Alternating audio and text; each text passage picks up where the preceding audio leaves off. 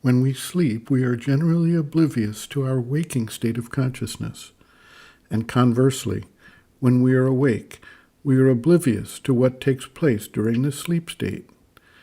We sometimes get a few glimpses when we are in that twilight condition between sleep and waking, or when we are aware of our dreams. But otherwise, what takes place during deep sleep remains very much a mystery. People do not generally reflect on this, and they just take sleep for granted without exploring the consciousness active at that time. However, technological instruments are able to measure brainwave activity during sleep, and it is quite certain that such activity takes place without our awareness of the content of that activity. Similarly, there are stages of meditation, as well as various experiences of the spiritual planes where the awareness goes there, but when the individual returns to the waking consciousness, he does not have a clear conception of what happened during that other state of consciousness. Sometimes, as with our occasional awareness of elements of the sleep state, we bring back a feeling, a glimpse, or an idea from that other realm of consciousness.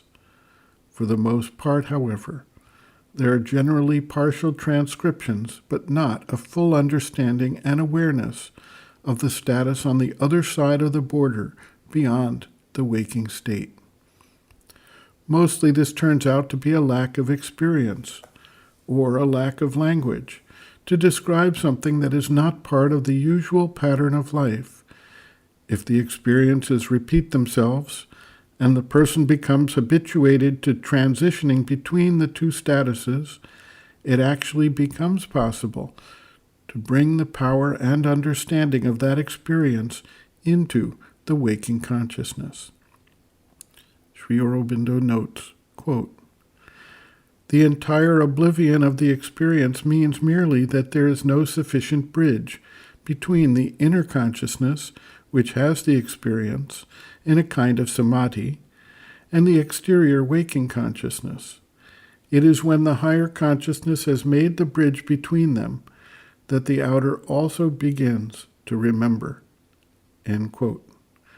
Reference, Sri Aurobindo, Bases of Yoga, Chapter 3, In Difficulty, page 48.